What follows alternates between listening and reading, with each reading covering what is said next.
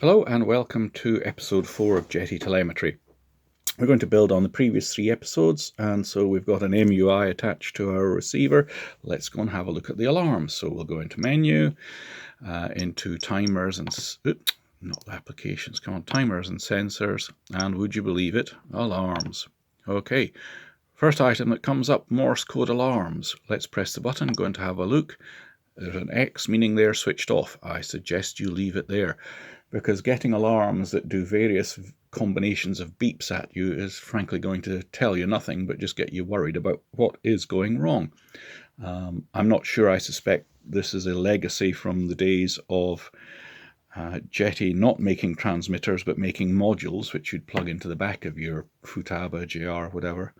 And so the alarms could beep at you, but it had no speech in it.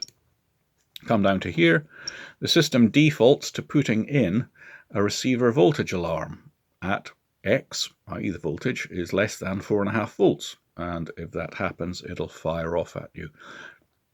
Let's go into edit, have a look at it. So the condition, 4.5 volts. It'll play the file low voltage. So if you press the play button. Warning, low voltage. Doesn't tell you a lot. Is that low transmitter voltage, low receiver voltage? Is it battery 1 or battery 2 in the receiver? Was it low turbine voltage? Who knows? We can fix that though. However, let's look at something else, because there's actually 2 receiver voltage alarms and they work quite independently. If we come out of here and go into Device Explorer, into General Settings, down here, there's alarm, low voltage alarm, which Jeti has also set to default to 4.5 volts. And again, I suspect this is part of the old sort of legacy stuff from when alarms had to be generated within the receiver because the module you plugged into your transmitter couldn't be programmed up for these kind of things. So if the receiver sees less than 4.5 volts, the alarm will kick off in the transmitter. What voice file will it use? Well, it actually uses the same voice file that's in the transmitter alarm, but it's quite an independent thing. So, for example, let's set that to 5.5 volts. Come out of here. Go back to our timers and sensors, alarms. You see, this alarm here is still at 4.5 volts because this alarm is set in the transmitter. It's looking at the voltage coming back from the receiver and deciding, is that above or below 4.5 volts? Whereas the one we've just looked at in the receiver in Device Explorer, that's the receiver making its own independent decision now based on 5.5 volts. And should it see it, it will sound off the alarm. But the voice file that it will use is the voice file that's here. And this does catch people out, although the receivers are defaulted to 4.5. If for some reason, say you were using a 1S LiPo for the receiver, something like that, or you've managed to turn that receiver value up high, you'll be getting the warning, low receiver voltage, and you come into this screen in your alarms and you look here and you see it's 4.5 volts. I've got 6 volts. Why is the alarm going off? It's because the one in the receiver has been set to trigger off. Okay, so I'm just going to pop back into that one and stop it from annoying me in the future. General settings, come down to the alarm, and we'll turn it back down to 4.5 volts. So it's back at the sort of defaults. Right. Okay, on with the alarms you're really interested in. Okay, that one, as I said, problem is it just says voltage. It is low. Where is it? Well, what we could do is go into it and go to this one, low voltage receiver. What does it sound like? Press the play button. Warning, low receiver voltage. That sounds better. So I've chosen that one, and now it will play the low receiver voltage, which at least tells you which bit is becoming a problem for you. You're not worrying, well, was it the transmitter, was it the receiver, was it whatever? I now know which one it was. Okay, so much for the system. Let's add stuff that's coming from the sensor. So in this list, we'll choose our sensor. It offers you telemetry. Good, yep. There is only one sensor plugged in, the MUI, which we've renamed motor, if you remember in a previous video. But if there are multiple sensors plugged in, it'll offer you the different sensors, all the different things down here. And so let's say I want it to warn me when I've used a certain capacity. Now, I like to fly my lipos around until 70% of their capacity is used and then land. I like to come in with plenty of capacity left because inevitably someone is out on the runway adjusting the tuning of their two-stroke that they should have done in the pits, and I can't get down to land. Or I mess up the landing approach. Yes, even I make mistakes flying, and I have to go around and come back in again once or twice. So I'm going to set an alarm on the capacity. I'm going to enable it, and I'm going to come down and I'm going to set the condition. At the moment, it's set to X is less than or equal to. I want it to go off when I've reached 70%. Now, you can't set it to go at 70% because it doesn't know what the capacity of your battery is. Now, let's say on this model I'm using a 5000 milliamp hour battery. 70% of that is 3500 milliamp hours.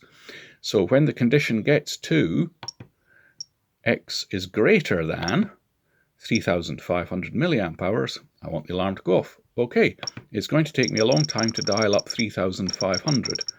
But remember, if we press the menu button, we'll get times 10 steps. And if we press it again, we'll get times 100 steps. So now it's very quick to get up to 3500. So when it gets to 3500, lovely. The condition is satisfied. What do I want it to do? I want it to play a file. And I have made a file using the RC Thoughts website with its TTS button, text to speech. Let's find it.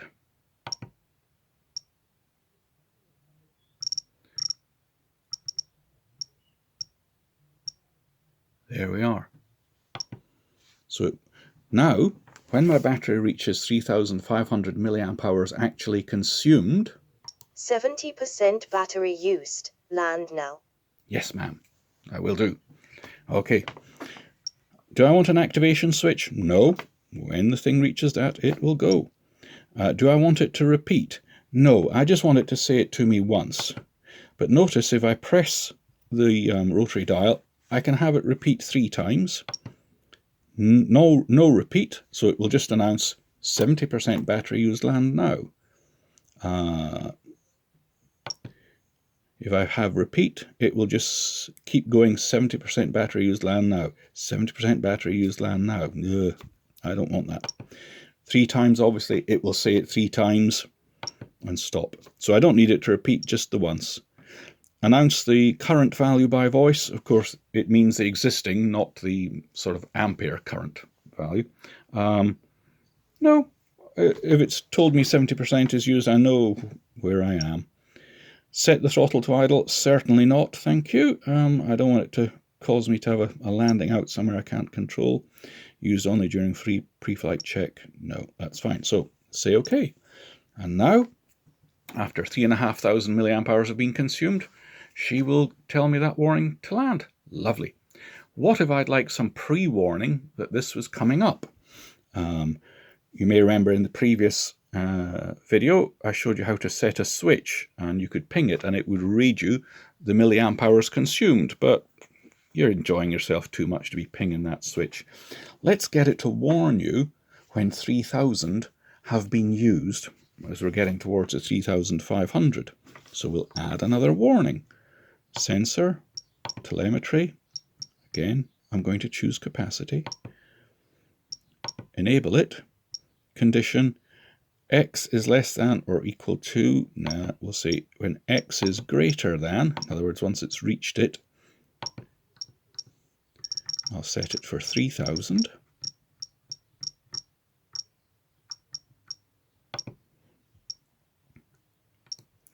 Now, I don't want it to play a file because I haven't got a 3000 used or whatever file. I don't need an activation switch. I don't want it to repeat. So I just press the button, it cycles around those. Announce current value by voice. Yes, please. So what that will do is when it gets to 3000 milliamp hours has been consumed, it will announce that value. It'll say 3000 milliamp hours. That's all it'll say. And it won't keep repeating it. It'll just say it the once. Okie doke. So there we are. Some simple alarms set up.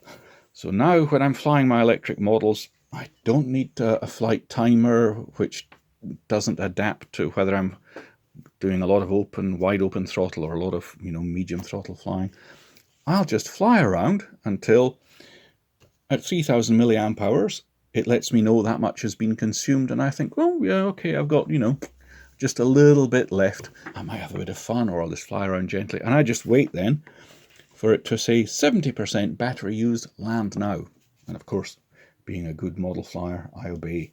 And so that's an example of setting up alarms. Now, different sensors will give you different things to alarm on. For instance, the M-bar sensor will give you pressures on which you can set alarms. Just have a look through the sensors you fancy getting, or the sensors you've got. Look at what parameters they are sending back to you and what useful alarms you could set. Again, like setting up voices when you move the switches, there's a temptation in the early days to fit alarms to everything, and then you get a bit overloaded and a bit annoyed. So pick your alarms with care, but they are very, very helpful, both from a safety point of view, like warning you your receiver voltage is low, and from just generally making your flying much more enjoyable, like having a capacity alarm rather than a timer. So have fun with them.